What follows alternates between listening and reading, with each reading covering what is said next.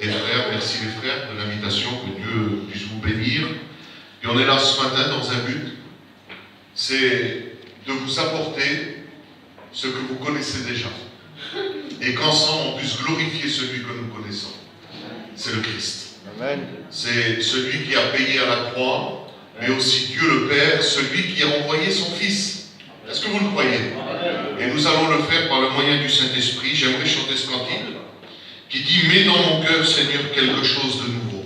Et si ce matin tu aurais besoin, toi qui es là, d'avoir quelque chose de nouveau dans ton cœur, eh bien tu peux le demander à Dieu. Moi j'ai beaucoup de choses que j'aimerais demander à Dieu ce matin et que Dieu puisse me le donner, mettre quelque chose de nouveau. Amen.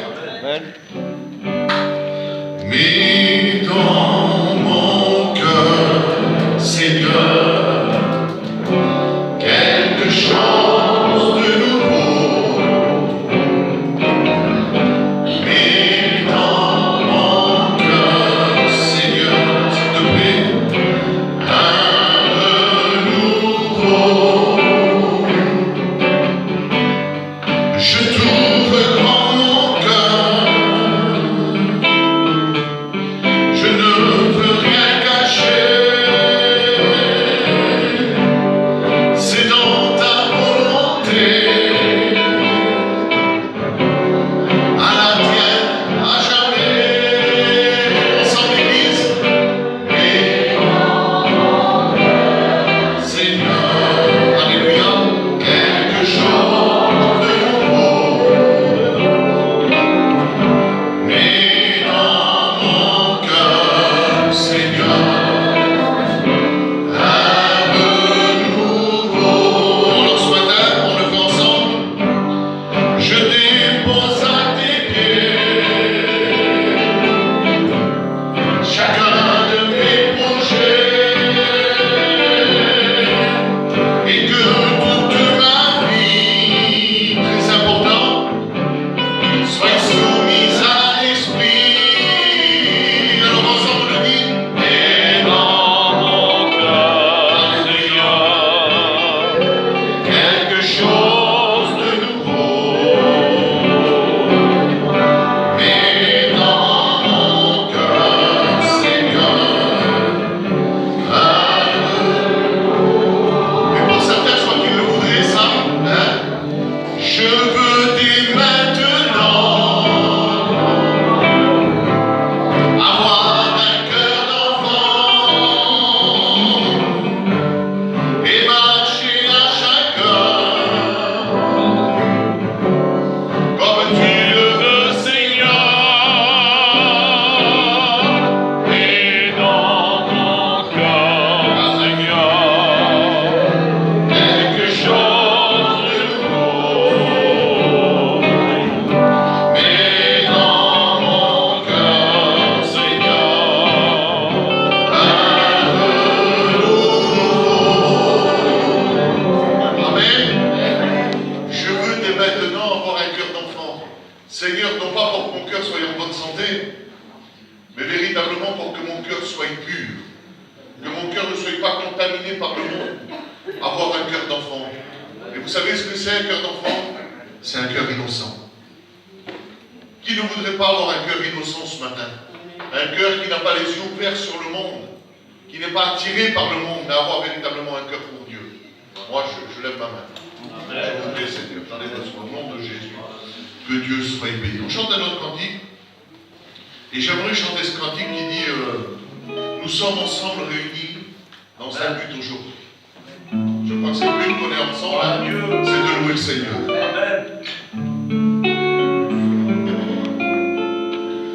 Nous sommes ensemble réunis dans un but aujourd'hui. Élevé dans notre vie, le Seigneur Jésus-Christ.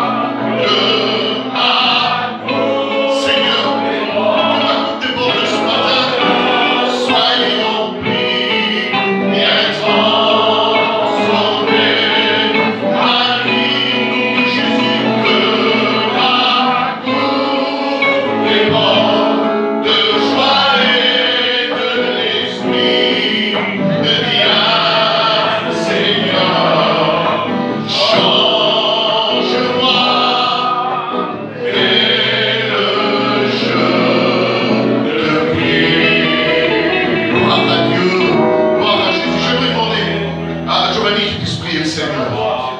Au nom de Jésus, je ressens ce matin. Au nom de Jésus, on va reprendre ce nom. Au nom de Jésus. Au nom de Jésus, ta présence est dans ce lieu, Seigneur.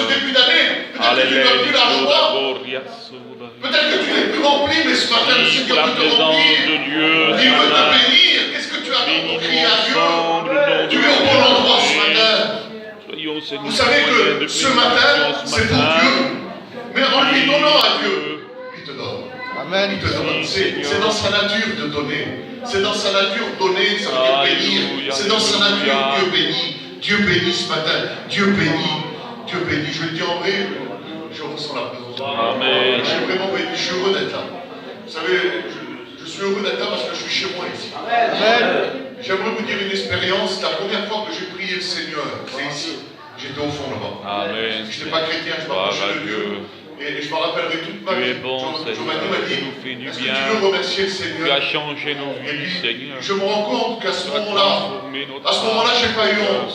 Vous savez pourquoi? Parce que laissez-moi vous dire quelque chose, je parle à mes frères. Lorsque vous savez que dans cette maison, il y a un bon gâteau, et que vous savez qu'il va vous donner du travail, il va vous donner de l'argent pour manger, vous n'avez pas honte de sonner à la porte. Et bien moi je savais qu'en demandant à Dieu, et bien Dieu allait me donner ce que j'avais besoin. C'était pas le monsieur d'une semaine quand on travaillait chez lui, on lui peignait ses passages, il nous faisait le chèque, on lui donnait la facture, on lui serrait la main, on était content, on rentrait chez nous, la femme était contente d'aller aux courses, c'était bien, on était débarrassé. Non, celui que j'ai rencontré ici, il s'appelle Jésus-Christ. C'est ce petit Jésus qu'avant je croyais qu'il était sous la crèche sans bouger. Mais lorsque je l'ai rencontré, je me suis rendu compte que c'était le grand Dieu Tout-Puissant.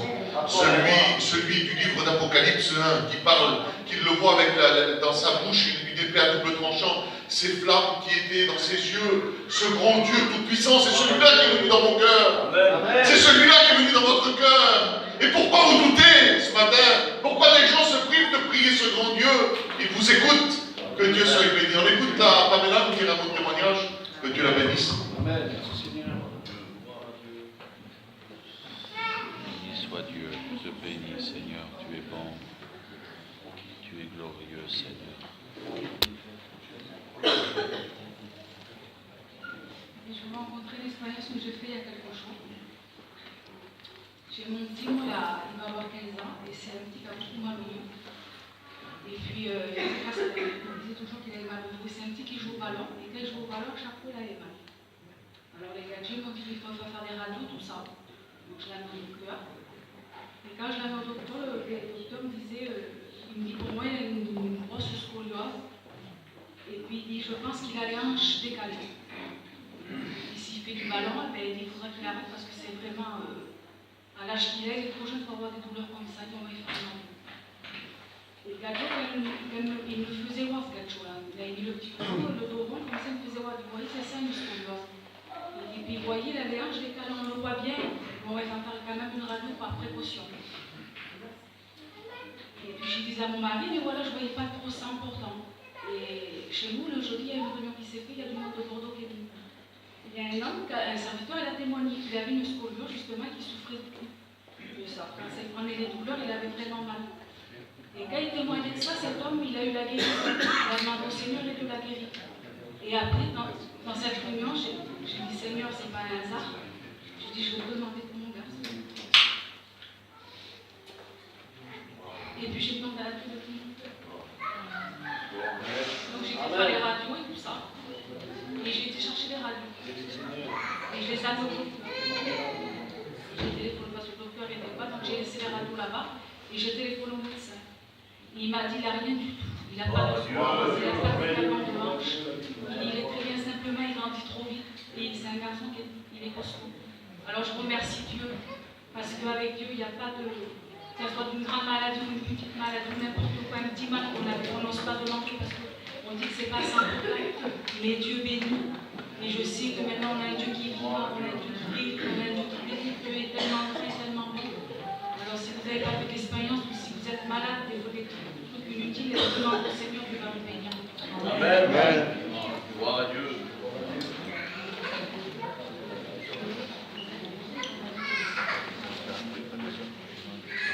Seigneur, un Dieu béni. Et Dieu est celui qui change les circonstances. Vous croyez? Alors, écoutez ma compagne me dire un mot de témoignage. Dieu la bénisse.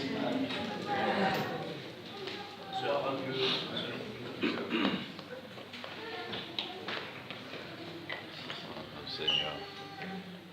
Pour ma part, ça fait 10 ans que je suis baptisée. C'est la plus belle des choses qu'on peut faire. Parce que vivre sans Dieu, on ne peut pas. Le Seigneur m'a tout donné. Il m'a donné la paix, il m'a donné la joie, il m'a donné le bonheur, il m'a donné l'espérance. Parce que quand le Seigneur viendra nous chercher, on sait où on ira. Et quand on a un problème, quand on avait des moments de découragement, le Seigneur il est là. C'est la plus belle des choses qui est. Le Seigneur m'a donné la guérison il n'y a pas longtemps. Je remercie le Seigneur pour ça. Mon foyer, le ciel, c'est le plus beau des cadeaux. Et que Dieu vous bénisse. Amen. Amen. Seigneur, que Dieu soit béni et que Dieu soit glorifié. On va chanter encore un cantique et j'aimerais chanter ce cantique. Alors, je remercie l'Église ce matin, donc c'est l'Église qui chante, je connais l'Église. Et ce matin, on est bénis ensemble dans les chants. Pourquoi? Parce que tout le monde participe. Et j'aimerais chanter ce cantique qui dit ce mot. C'est, vous savez, j'adore ce cantique. C'est pour moi, c'est l'un des plus beaux cantiques qu'il y a parce que c'est une prière du Saint-Esprit. Et ce cantique, il dit, quand je contemple ta sainteté. Je crois que tout le monde le connaît. Et si avant nos yeux contemplaient les choses du monde, parce qu'ils étaient aveuglés par le prince de ce monde qui nous aveuglait, un jour l'évangile est venu, nous a touchés. Et la Bible dit que Dieu a éclairé les yeux de nos cœurs et nous pouvons contempler la grandeur de Dieu. Quelle beauté, Seigneur. Alors on le joue ensemble.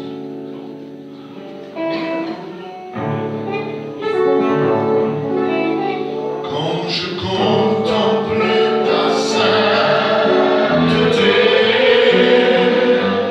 et quand je contemple ta beauté, les choses qui m'entourent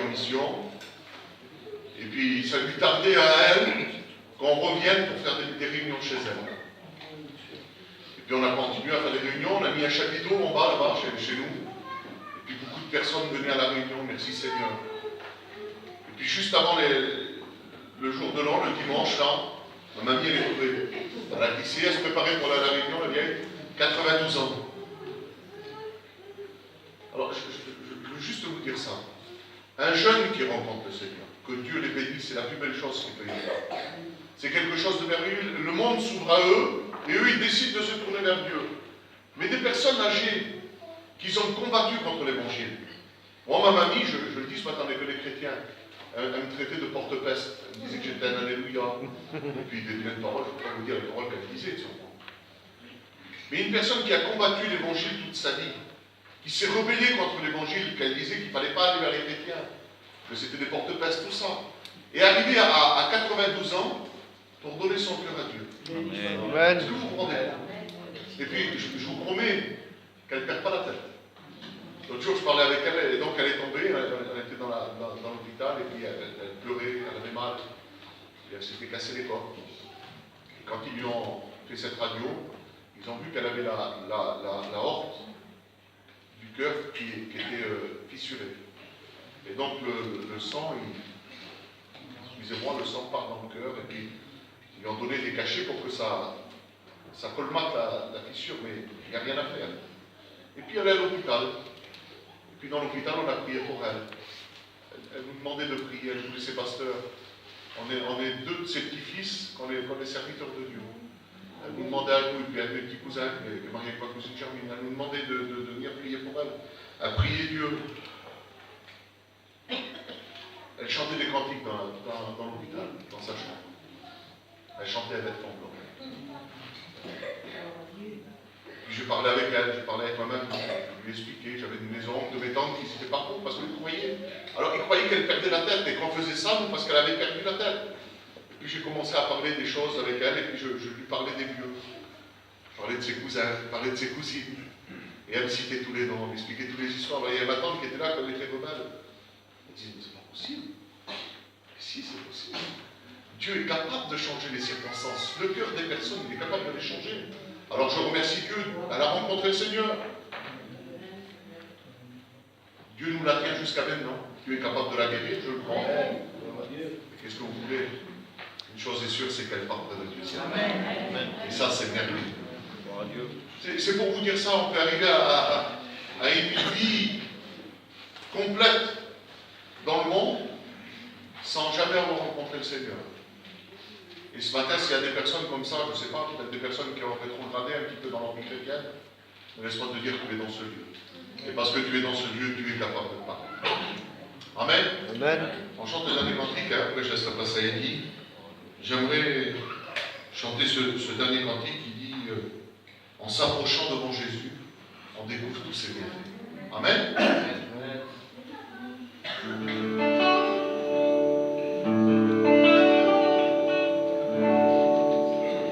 En s'approchant devant Jésus, on découvre tous ses bienfaits.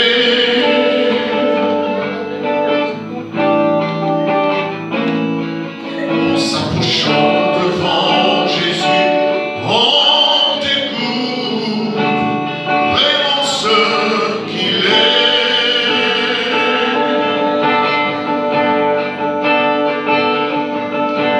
Il est l'amour.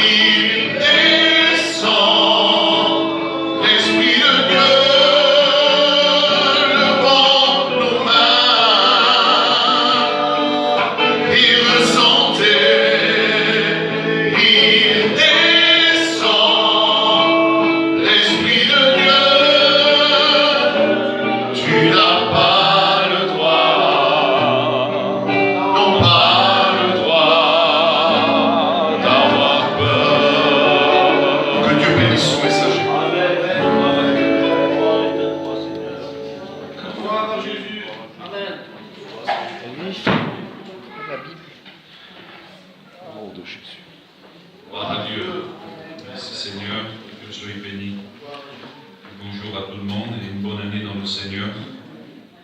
Merci au Seigneur. Nous sommes justement dans cette nouvelle année dans la présence de Dieu. C'est un homme, lorsqu'il était dans la présence de Dieu, cet homme des quelques-uns, et sur la montagne de transfiguration, et son mot, lorsqu'il a vu la gloire de Dieu manifestée dans le Seigneur, il a dit, il est bon que nous soyons ici. Et la présence de Dieu, il est bon que nous y soyons. Il y a des endroits où il ne fait pas bon d'y être. Des moments, il y a des endroits où on ne voudrait pas y être. Je crois de tout mon cœur, pour nous les chrétiens, réjouissons-nous d'être ici. Amen. Dans sa présence, autant des cantiques, des témoignages, autant la parole de Dieu, que Dieu parle. Vous savez, mes frères et sœurs, je ne sais pas comment vous êtes venus à la réunion. C'est vrai que des moments, nous venons à la réunion par habitude. La voiture connaît le chemin, comme si elle arrive tout seul devant l'église. Si vous arrivez, moi ça m'arrive. Moi je suis devant l'église et je n'ai même pas fait attention à la route que je fais. Tellement qu'on est habitué. Et mes frères et sœurs, les choses de Dieu ne sont pas des habitudes. Les choses de Dieu sont vivantes. Amen. Ils sont permanents. Et ils sont efficaces. Vous avez écouté. Chacun d'entre nous pourrait témoigner d'un jour que le Seigneur a agi par rapport à une prière. Et comme ma compagne a pu le dire tout à l'heure, que ce soit petit, que ce soit grand, ce que nous demandons au Seigneur, il me dit, croyez que vous l'avez reçu, s'accomplit. Et nous le croyons que Dieu accomplit selon son œuvre, dans le besoin de son œuvre aussi. Des moments on demande et on ne reçoit pas, la Bible dit parce que nous demandons mal. Demandons pour satisfaire la chair. Et c'est vrai que nous, ce que nous voulons, et souvent on le témoigne, c'est qu'on est heureux sur la terre. Gloire à Dieu. On ne demande que ça. Et on est égoïste en vérité. Parce que semblerait que, bien qu'on sait très bien que l'homme est né pour mourir, ça fait partie de la vie, la mort. Nous, on est un petit peu comme les témoins de Jéhovah. On voudrait le paradis sur la terre. Mais j'aimerais vous le rappeler ce matin, que le paradis n'est pas sur la terre. Amen. Il est dans le ciel. Amen. Et c'est ce que j'aimerais vous parler ce matin, c'est de l'espérance du chrétien. Il y a des gens qui sont dans la vie et qui espèrent jour à jour. Ils espèrent dans l'avenir sur la terre. Mais pour nous, les enfants de Dieu, ceux qui ont été sauvés par la grâce du Seigneur, par le moyen de la mort du Christ, par son sang versé sur nos péchés, eh bien, nous espérons non pas sur cette terre de misère qui est faite pour être détruite, dit la Bible. Oui, elle passera avec fracas, dit la Bible. C'est sûr et certain. Ne croyez pas que la terre elle est faite pour une éternité. La terre est faite, c'est vrai qu'il y a quelques milliers d'années qu'elle a été créée. Et on le voit aujourd'hui, plus que jamais, ça tourne en boucle sur la télévision, que cette terre-là ne peut plus supporter ce qu'on en fait. Et elle est pour être détruite. Ne vous faites pas un paradis sur la terre. Notre paradis est dans le ciel. Amen. Que Dieu soit béni.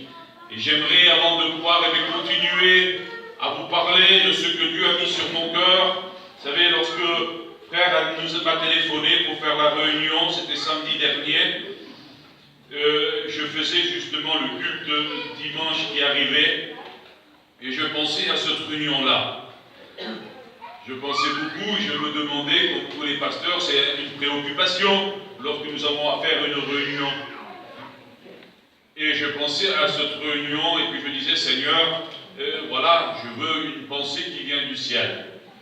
Et c'est lundi que lorsque j'étais à un endroit où que j'ai dit, Seigneur, si c'est ta volonté, je presserai ça. Et je crois de tout mon cœur que c'est une volonté du Seigneur, pourquoi que c'est la Bible qui en parle. C'est pas nous qui l'avons inventé. Vous savez que la Bible a été inspirée du Saint-Esprit. Amen. Il dit, si les hommes ont parlé, c'est vrai, c'est inspiré par Dieu, inspiré par le Saint-Esprit. Et je voudrais réellement être inspiré par le Saint-Esprit ce matin. Bien que nous, on invite des fois des frères, des gens qu'on se connaît, pour faire plaisir, que Dieu soit béni, et c'est la communion fraternelle. Mais derrière ça, je ne veux pas que ce soit, et moi je m'appelle Eddy, c'est Eddy qui vous parle, mais que ce soit poussé par le Saint-Esprit. Amen. Je demanderai à notre frère de pouvoir prier Steve, de pouvoir prier pour moi. Si vous voulez bien, vous priez aussi pour vous, pour moi, et qu'on ensemble ce matin, qu'on puisse comprendre la parole du Seigneur. À toi la gloire.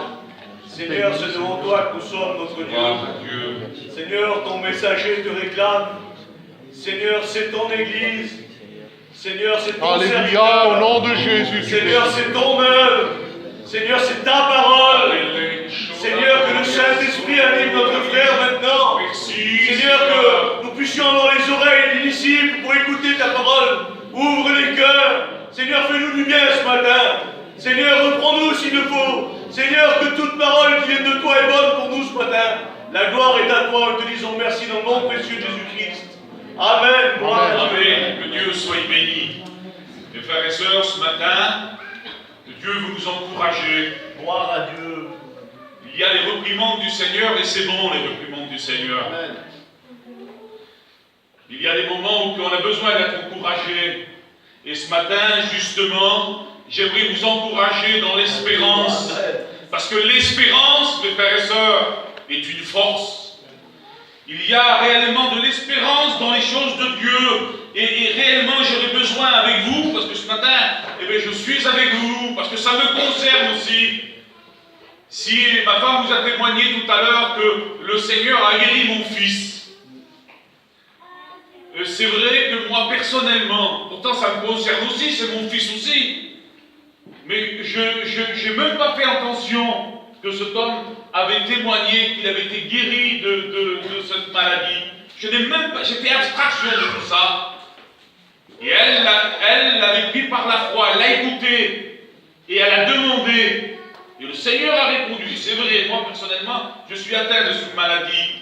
J'ai une scoliose aggravée avec la hanche déplacée. Alors ça ne me choquait pas que mon fils avait ça. Je souffre beaucoup aujourd'hui de ça. Et le Seigneur l'avait guéri. Et il l'a guéri. Que Dieu soit béni. Mais j'aimerais vous dire ce matin que réellement, c'est bien un corps guéri. C'est bien que dans la Bible, nous avons vu le Christ ressusciter les morts. Il y a 2000 ans de ça. Aujourd'hui, ils sont morts.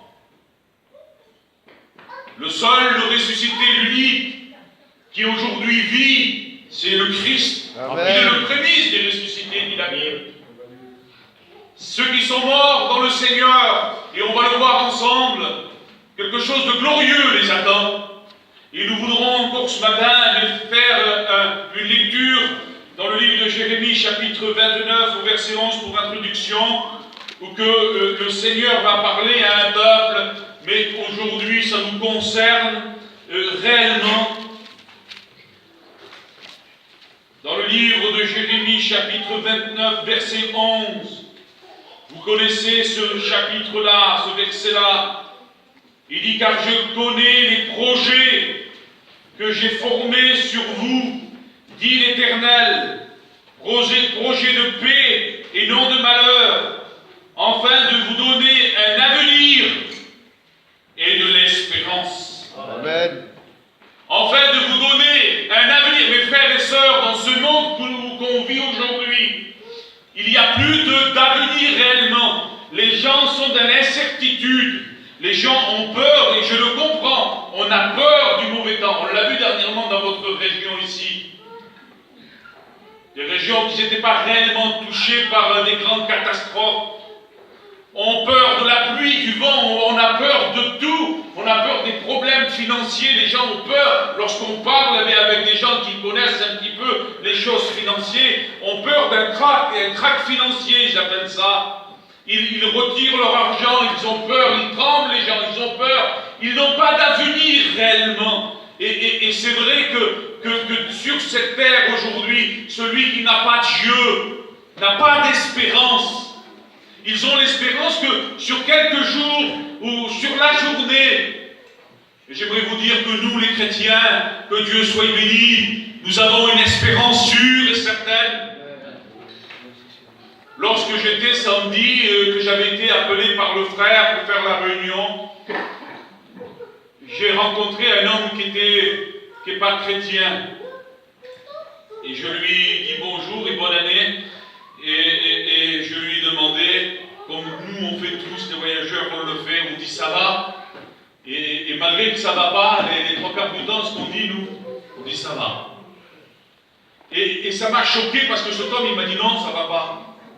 C'est choquant de l'écouter. Il m'a dit que ça ne va pas, et cet homme me disait que ça n'allait pas. Et puis il m'a dit non, ça ne va pas. Tu as vu toutes les catastrophes qui arrivent. Tu as vu, il n'est pas chrétien. Il m'a dit, tu as vu cet enfant qui vient de mourir, cet homme qui vient de mourir, et puis encore, j'avais une mauvaise nouvelle à lui apporter. Et je venais de savoir que son cousin Germain venait de mourir, donc je lui ai dit, il y a un tel aussi qui est mort, tu le sais. Puis il m'a dit, il s'est presque tenu les cheveux. Puis il a dit, comment peux-tu me demander si ça va? Il était chamboulé cet homme-là, et puis il marchait un petit peu devant moi, et je disais, Seigneur, quelle souffrance de ne pas te connaître. Et puis le dimanche est passé, le lundi est arrivé, et puis on a été à cet enterrement, et j'ai revu cet homme qui était là, tout triste et qui marchait. Et à l'enterrement, on a participé à un homme qui est mort jeune, 60 et quelques années. Je l'ai connu, un chrétien extraordinaire. Et les gens qui étaient là pendant, pendant le moment de mise en bière, c'est comme ça qu'on dit, excusez-moi de vous parler de ça, mais c'est pour vous montrer l'espérance d'un chrétien. Les gens ont commencé de témoigner de cet homme. C'était un chrétien, ce n'était pas un pasteur. Écoutez bien, mes sœurs, mes frères, qui n'ont pas de ministère dans le Seigneur aujourd'hui, dans le ministère de la parole, c'était un chrétien. Un homme avait pu dire ça, c'était son neveu, c'est un pasteur. Il a dit, mon oncle avait lu dans sa vie chrétienne 30 fois la Bible. Des pasteurs ont pris la parole et ont dit des témoignages par rapport à lui. C'était un exemple d'un chrétien. Ses enfants bénissaient Dieu que son père était chrétien et qu'aujourd'hui, c'est vrai, il l'avait devancé, mais c'était simplement devancé dans le Seigneur. Et à partir de ce jour-là, j'ai dit, Seigneur, je prêcherai dimanche l'espérance, parce que c'est ça la différence entre ceux qui sont dans le monde et qui ne connaissent pas Dieu, et nous, que nous avons été sauvés par le Christ. Amen. Il y a de l'espérance.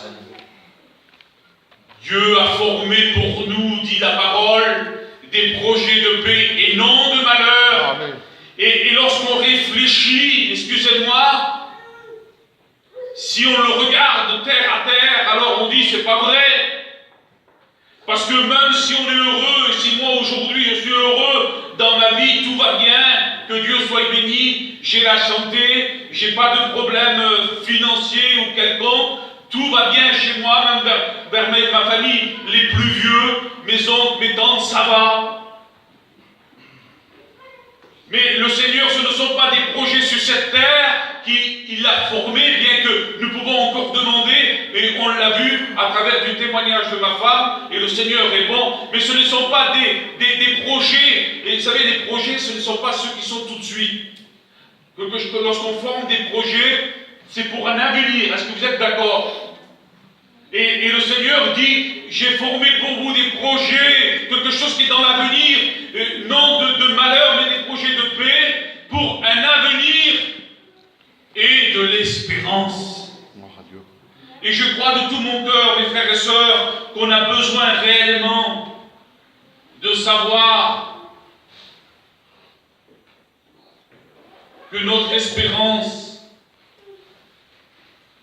est quelque chose de fort et de puissant, et que nous avons été sauvés, réellement notre espérance pour celui qui la possède, c'est quelque chose de fort, quelque chose de riche.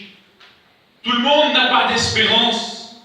Il y a réellement des personnes comme ça ou qui sont dans une vie d'incertitude. Mais nous pouvons bâtir sur notre avenir parce qu'il y a de l'espérance. Les terrains de ce monde n'est pas stable. Il y a des terrains que autrefois ils étaient constructibles. Là chez nous dernièrement, des terrains qui étaient constructibles et qu'à travers les années, ils ont passé en jaune-rouge. Et les gitans qui avaient acheté ces terrains, bien sûr fameux, ils avaient fait une grande affaire à l'époque et ils veulent construire quand même dessus. Et dernièrement, j'ai quelqu'un que je connais, tout a été rasé. Pourtant, lui pensait qu'il était stable là. Mais comme justement, ils ont trop tardé et qu'aujourd'hui, il est en zone rouge,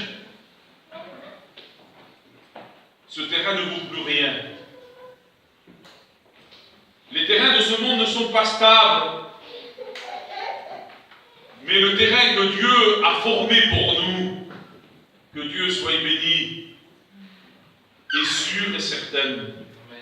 Et puis c'est l'apôtre qui dit ça, l'apôtre Paul, l'espérance, écoutez bien, ne trompe point. Et j'aimerais vous demander ce matin, à vous les chrétiens, je parle à des chrétiens ce matin, si vous êtes d'accord, de quoi est faite votre espérance?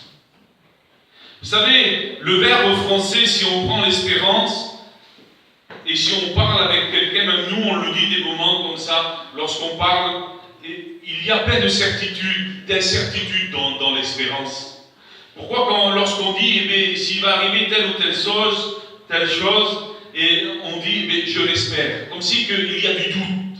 C'est vrai ou pas? Lorsqu'on dit, j'espère qu'il va arriver telle ou telle chose, je l'espère, mon frère ou ma soeur, je l'espère.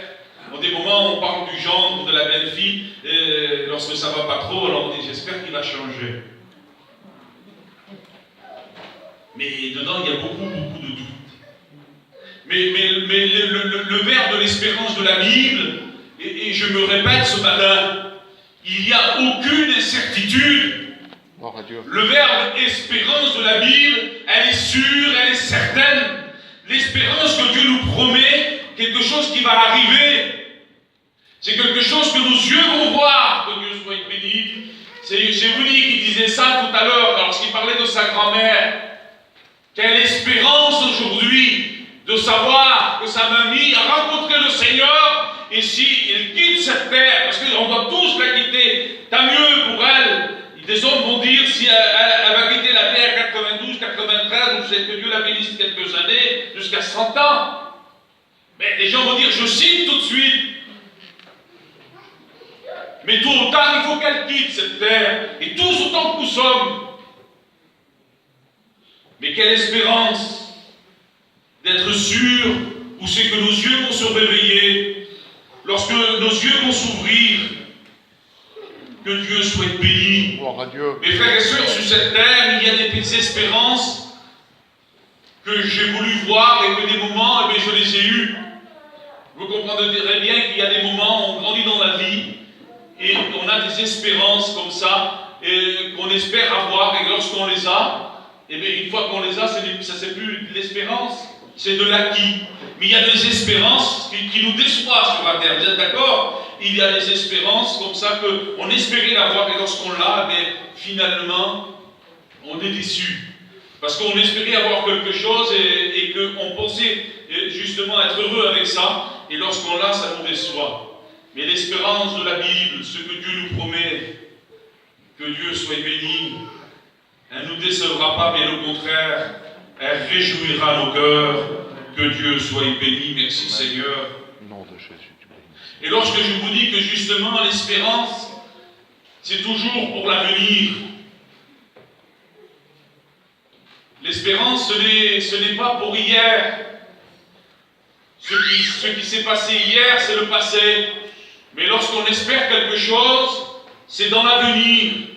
Et c'est dans les Actes, au chapitre 1, lorsque les hommes vont venir voir le Seigneur, et que le Seigneur, justement, va être enlevé vers le ciel. Ça s'appelle l'ascension, que le Seigneur va monter vers le ciel, chapitre 1, verset 10. Et bien ces hommes-là vont voir le Seigneur monter au ciel, et ils vont s'attarder à regarder vers le ciel, comme s'ils attendaient qu'il revienne. Ils étaient là, à fixer les yeux vers le ciel, sans regarder autour d'eux. Et là, l'ange va leur parler. Il va le dire, hommes galiléens, pourquoi vous attardez-vous de regarder vers le ciel? Celui qui est parti, qui est monté au ciel, reviendra, alléluia, de la même façon. Amen. Mes frères et sœurs, j'espère au retour de Jésus. Est-ce que vous espérez au retour du Seigneur? Amen. J'aimerais vous le redemander. Est-ce que vous espérez au retour du Seigneur? Amen. Ces hommes qui ont vu le Seigneur partir, l'ange va leur dire, ne vous attardez pas, ne restez pas fixés vers le ciel, mais plutôt faites le travail à l'instance de Dieu, parce que celui qui est parti, vous inquiétez pas, il va revenir. J'aimerais vous le rappeler ce matin, moi aussi, le Saint-Esprit me le rappelle, qu'il dit, je reviens bientôt. Oui, les anciens, tels qu'Abraham, Isaac, Jacob, enfin, qui vous voulez, Jérémie, tous ces hommes de l'Ancien Testament, eh bien, espérer la naissance du Messie. La Bible dit qu'ils ont contemplé, mais ils l'ont contemplé de loin. Ils espéraient, ils sont morts sans voir le Messie. Mais pour nous, mes frères et sœurs, nous ne sommes pas de ceux qui sont en Israël, des Juifs qui attendent toujours le Messie, ou ceux qui ne sont pas dans le christianisme. Pour nous, le Messie est né il y a 2000 ans. Et c'est Siméon qui va le prendre dans les bras, ou qui avait eu une révélation, qui ne devait pas mourir sans connaître, de voir le salut. Il le prend dans ses bras à l'âge de 8 jours. Il va bénir le Seigneur en disant qu'il peut mourir en paix. Parce qu'il dit, mes yeux ont contemplé ton salut. Amen. Mes frères et sœurs, nous n'attendons pas la naissance du Seigneur. Il est né, il est mort, il est ressuscité, et il revient. Amen. Que Dieu soit béni. Oui, j'attends le retour du Seigneur, je l'espère. Il revient bientôt. Que Dieu soit béni. Et l'Église dit, et l'Esprit vient. Amen. Excusez-moi, est-ce que nous demandons que le Seigneur vienne? Gloire à Jésus. Est-ce que réellement nous demandons que le Seigneur vienne? Beaucoup de gens ne voudraient pas trop que le Seigneur revienne, parce qu'ils sont bien, tout va bien. Un jour où on était en mission, j'avais toute ma famille avec nous, mes amis, Willy était aussi. Et on était en mission et puis tout allait bien, on avait une belle place, le soleil brillait. Mon beau-frère était parti à Bordeaux, il était revenu, il avait un copain certainement avec plein d'homards bretons. Et le soir nous attendait une bonne grillade d'homards bretons. Et puis j'ai regardé ma cousine qui était plus vieille, et j'ai dit, elle n'est pas belle la vie. Pas pourquoi j'avais dit ça, puis elle m'a dit non, elle n'est pas belle la vie. Elle venait d'enterrer son neveu quelques mois avant. Et j'ai été triste d'avoir dit ça. Pour moi, si le Seigneur aurait revu ce moment-là, peut-être que j'aurais dit, attends Seigneur, laisse-moi manger ces bons homards. Et mes frères et sœurs, notre paradis sur la terre n'est qu'éphémère. Aujourd'hui, si nous sommes heureux, demain nous pouvons pleurer. Excusez-moi, je vous rappelle. Mais je voudrais vous mettre dans une réalité. L'Esprit et l'Église disent bien. Amen. Que Dieu soit béni. J'attends, mes frères et sœurs, et c'est dans l'avenir. C'est vrai, mais c'est mon espérance. L'enlèvement de l'Église et la transformation, oui, la résurrection des morts. Amen. J'attends l'enlèvement de l'Église et la résurrection des morts. C'est quelque chose qui va arriver. Ce n'est pas que des pas que des fables, ce n'est pas que quelque chose qui nous ont miroité. Non, c'est quelque chose qui vient, et je l'espère, que Dieu soit béni. Et puis c'est l'apôtre qui dit ça, si les morts ne doivent pas ressusciter, alors il dit mangeons, buvons, et demain nous mourrons.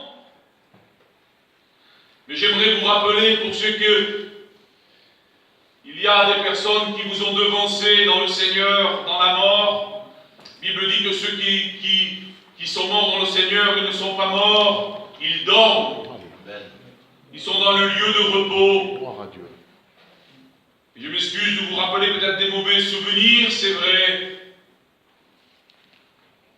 Mais ce qui est sûr et certain, j'aimerais vous réjouir vos cœurs à travers la parole de Dieu, que nous, les vivants, l'Église, c'est pour ça que je vous ai dit, j'attends l'enlèvement de l'Église, mais je le mets ensemble, la résurrection des morts, parce que l'apôtre va dire ces paroles, je ne veux pas que vous soyez ignorants au sujet de ceux qui vous ont devancé dans le Seigneur. Les morts, premièrement, ressusciteront. Amen. Et nous, les vivants, nous partirons avec lui, avec eux, dans les airs, à la rencontre de notre Seigneur. Amen. Oui, ceux qui nous ont devancés, ceux que nous aimons, ceux que des moments, eh bien, nous sommes attristés parce qu'ils ne sont plus là, ceux qui nous manquent des moments, eh bien, j'aimerais vous dire que ressusciteront. Les infirmes, même ceux qui, excusez-moi, ceux de l'époque ont été découpés, ceux que leur corps a été séparé, et bien Dieu fera le miracle, il les reconstituera, et ils seront enlevés avec nous. Ce ne seront pas des infirmes, ce seront des corps humains qui ressuscitera. Et ils montreront dans le ciel. C'est un petit garçon qui avait participé à la mort de son grand-père, à l'enterrement. Et lorsqu'ils l'ont enterré, il a vu toute la scène, ça l'avait marqué, puis sa maman va lui dire, il prend son fils et dit, viens avec moi, on va au cimetière. Puis lui, dans la foi d'un enfant, et puis c'était des gens chrétiens, il va dire, on va déterrer le coffre. Puis la maman va lui dire ces paroles. Non, ne déterrera pas le coffre. Il sortira un jour tout seul. Je vais vous dire, c'est ça l'espérance. Au nom de Jésus. Les morts dont le Seigneur sortiront de leur tombeau pour pouvoir glorifier aussi le Seigneur. Quelle espérance, mes frères et sœurs. Dans mon espérance et dans l'espérance des chrétiens, j'attends la transformation du corps. Mes frères et sœurs, la Bible dit que lorsque nous rentrerons dans le ciel, lorsqu'on sera à la rencontre du Seigneur, la Bible continue, il dit, on sera fort changé à un corps glorieux. Amen. Mes frères et sœurs, nos infirmités, nos mal de dos,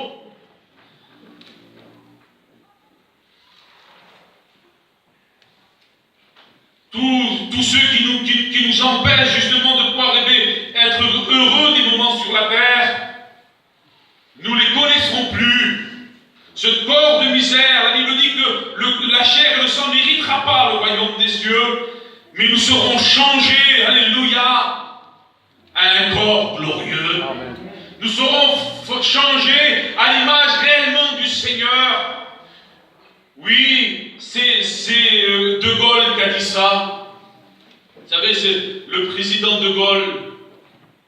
Il avait une fille qui était infirme, elle était trisomique. Elle est morte jeune, cette fille-là. Et lorsqu'elle est morte, vous avez compris qu'ils avaient de la peine. Il a regardé sa femme De Gaulle, et puis il a dit, maintenant, une fois qu'elle est morte, elle est comme nous.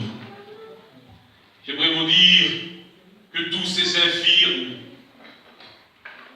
toutes ces personnes qu'on a connues infirmes sur la terre, ou, avec des souffrances dans le ciel, ils seront comme nous. On sera comme eux. Que Dieu soit béni et que Dieu soit glorifié. La Bible dit que nous serons tous des citoyens des cieux. Est-ce que vous le croyez? Amen. Bien sûr, quand je dis tous, ce n'est pas ceux qui n'ont pas fait la paix avec le Seigneur. Il faut avoir fait la paix avec Dieu. Et vivre, justement, on va le voir ensemble, avec le Seigneur, si vous voulez voir cette espérance. Écoutez ce qu'il dit dans le livre de Philippiens, au chapitre 3, au verset 20. Il dit, mais nous sommes citoyens des cieux, d'où nous attendons aussi notre Sauveur, le Seigneur Jésus-Christ, qui transformera le corps de notre humiliation en le rendant semblable au corps de sa gloire, par le pouvoir qui y a été assujetti toutes choses. Amen. Amen. Nous serons semblables, que Dieu soit béni. Moi, ça me réjouit, mes frères et sœurs. Semblables à son corps glorieux. À ce corps qui a fait peur, justement, à ces hommes qu'on a parlé tout à l'heure, lorsqu'ils étaient dans la montagne de transfiguration. Ils étaient là, ils ne savaient plus, ils ne voulaient plus bouger de là. Dieu, le Christ avait montré sa gloire pour un instant à ces hommes-là. Il est bon que nous soyons ici. C'est là qu'il dit ça. Il ne voulait plus bouger, il voulait construire des tentes, il voulait rester là. Et bien j'aimerais vous dire, pour l'éternité des éternités, nous serons semblables comme lui et avec lui. Amen. Que Dieu soit béni.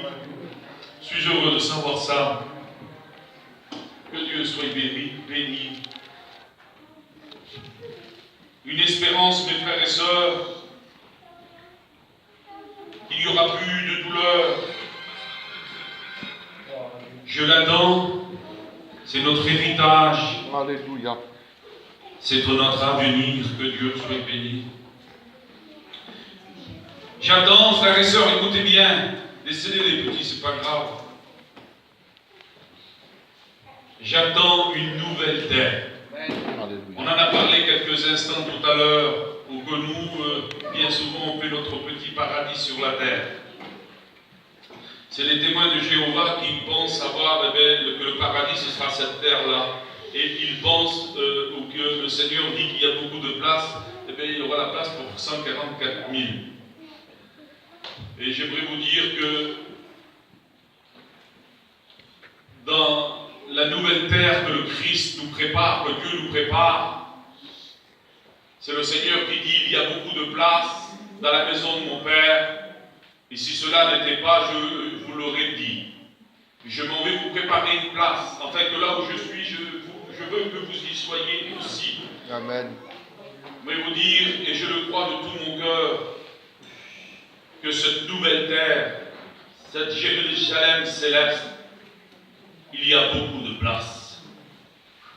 Et c'est à nous, les chrétiens, là, de témoigner, de montrer un bon témoignage, pour que là où nous allons aussi, nous pouvons en amener d'autres. Vous savez, il y a ici depuis quelques années, là, à Montauban, la famille Boer, la famille du Willy, tout ça, il s'est passé des choses extraordinaires. Pratiquement aujourd'hui, les gens de Montauban sont pratiquement tous chrétiens. Vous savez pourquoi? Parce qu'il y a des chrétiens, justement, qui ont voulu montrer que l'évangile aussi était pour eux. Amen. Je sais très bien qu'ici, l'œuvre, quand ça a commencé, il ne devait pas avoir beaucoup de chrétiens. Mais vous savez pourquoi?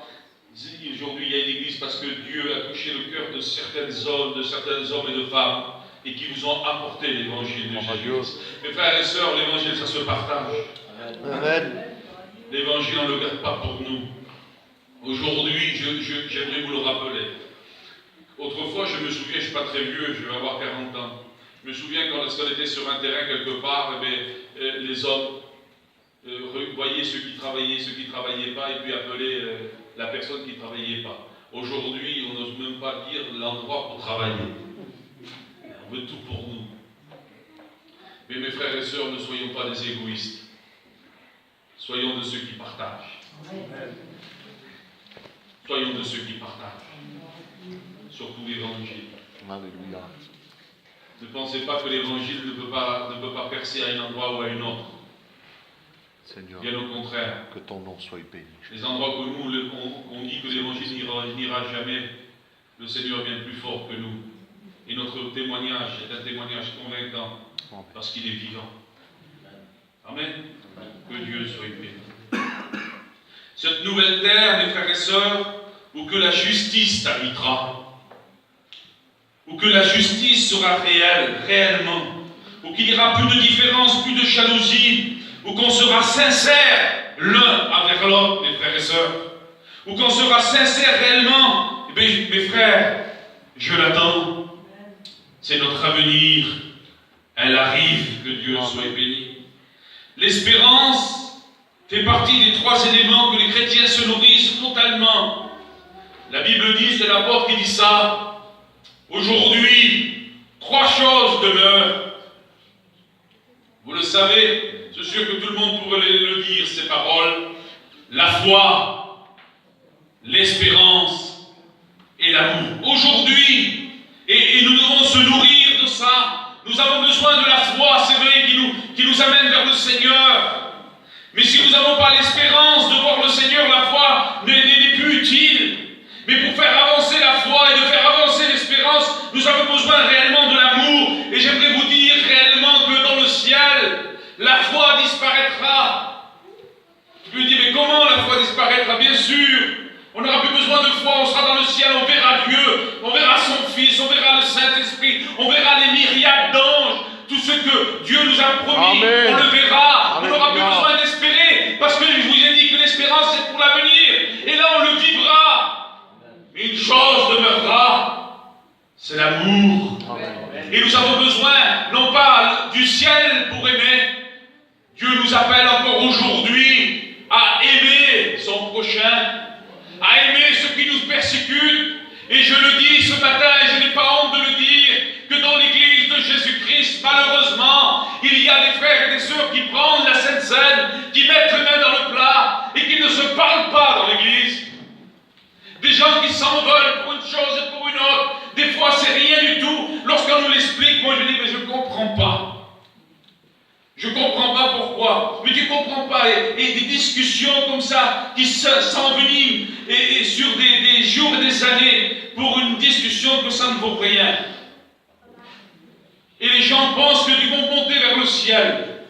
Mais mes frères et sœurs, si vous voulez monter vers le ciel, si vous voulez espérer de voir le Seigneur, il faut s'aimer. Amen. Il faut s'aimer. Et lorsque mes frères et sœurs, je le dis, c'est plus facile d'aimer quelqu'un de loin que de près. Vous avez vu, il y a des gens, là je connais une personne, c'est le copain des gens de loin. Lorsqu'il y a quelqu'un, un nouveau, alors là c'est quelque chose de terrible. Il lui donne tout, ses fruits, tout, il ouvre tout dans son frigo. Mais celui qui voit tous les jours, il ne le calcule pas. Parce qu'il lui tourne la tête. Aimez ceux de loin, que Dieu vous bénisse. Mais aimez ceux qui sont de près. Ceux que vous côtoyez, ceux que vous connaissez leur caractère, vous savez, même qu'on n'est pas pareil, il y a des moments, c'est comme 2 aimants, vous savez, lorsqu'ils sont tournés de la même façon, ça se repousse. Mais j'aimerais vous dire que ça, c'est dans le monde que ça arrive.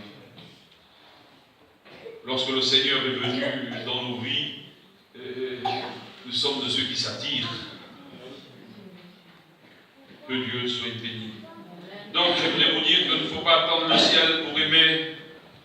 Pourquoi l'apôtre il le dit? Aimez-vous les uns les autres, comme ça vous n'accomplirez pas les désirs de la chair. Alléluia.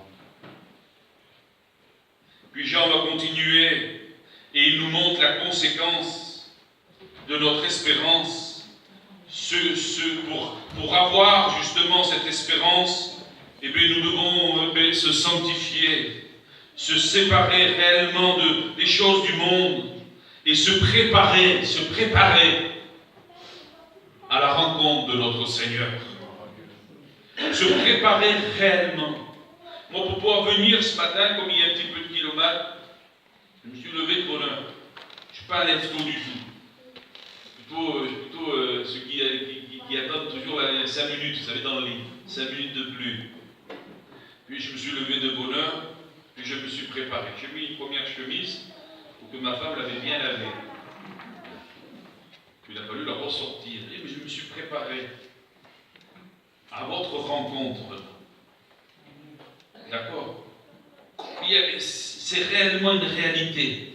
Nous devons être constamment, c'est pour ça que les réunions se font, qu'il y a 3, 4 réunions et tout, on y vient parce qu'on se prépare.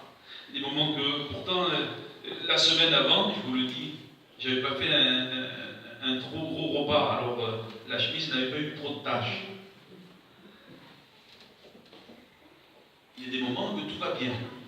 Mais lorsque je l'ai mis ce matin, il s'est fait encore noir. Il a fallu que je me mette devant la glace, et quand j'ai eu la glace, je dis dommage. Il y a des moments comme ça. Je le dis, je n'ai pas honte. J'ai besoin de la glace, du miroir du Seigneur. Moi, personnellement. Parce qu'il y a des moments où je suis bien préparé, je suis trop beau. Il y a des moments que ça ne va plus. J'ai besoin de pouvoir réellement me remettre en question et faire un peu le ménage chez moi, je le dis, parce que je suis sur la terre. Et c'est l'apôtre, je crois que l'apôtre, lorsqu'il dit ça, lorsque je veux faire le bien, il veut faire le bien, mais il dit le mal s'attache à moi. Il était de la même nature que nous. Il y a des moments où on veut faire le bien, mais toujours le péché revient. Je ne dis pas que le chrétien a le droit de pécher, c'est pas ce que je dis. Je dis que constamment, l'ennemi de notre âme essaye de nous faire tomber, essaye de nous faire du mal. Mais que Dieu soit béni constamment, l'Éternel a les regards favorables sur nous. Merci au Seigneur. Merci à Dieu. Et nous avons besoin réellement de pouvoir se préparer à la rencontre du Seigneur. Et pour ça, nous avons une source de motivation. Écoutez bien. Notre source de motivation se trouve dans le livre de Timothée, où il dit Jésus-Christ, notre espérance. Amen. Jésus-Christ. C'est notre source de motivation. Jésus-Christ, notre espérance. Et réellement, notre espérance aujourd'hui doit nous motiver justement à la sainteté. Et c'est le psalmiste qui va dire ça, David, dans le psaume 119. Mon âme, écoutez bien, c'est son seul désir. Et ça devrait être notre seul désir. Mes frères et sœurs, construisez, vivez sur la terre. Continuez à vivre. Mais votre désir, notre désir, c'est de pouvoir rencontrer notre espérance, rencontrer notre Seigneur. Il dit, mon âme, écoutez bien les mots, languit auprès de ton salut, j'espère à ta promesse. Vous savez ce que ça veut dire, languir? Quelque chose que on n'en peut plus. J'ai plus la patience d'attendre. Il faut que ça arrive vite. J'aimerais que chacun d'entre nous, on puisse être comme David, Alléluia. de dire Seigneur, j'en peux plus, je me languis. Pourquoi? Parce qu'autrefois, on était sans Christ, sans promesse, mes frères et sœurs, et sans espérance. Mais que Dieu soit béni, nous avons été rapprochés aujourd'hui par le sang du Christ. Et c'est parce que le Seigneur nous a rapprochés, j'ai pas vu la montre, excusez-moi, que nous pouvons aujourd'hui, alléluia, se réjouir dans l'espérance. J'avais quelques textes à vous lire, je ne le ferai pas, je ferai simplement ce dernier chapitre 15 de Romains au verset 13. Écoutez bien, que le Dieu de l'espérance nous remplisse de toute joie et de toute paix dans la foi, pour que vous abondiez en espérance par la puissance du Saint-Esprit. Je vous relis, que le Dieu de l'espérance vous remplisse de toute joie, de toute paix dans la foi, pour que vous abondiez en espérance. Ça veut dire que vous êtes remplis, que vous débordez en espérance par la puissance du Saint-Esprit. On prie le Seigneur. Seigneur, je veux bénir la gloire de mon Dieu ce matin. Merci, ô Dieu.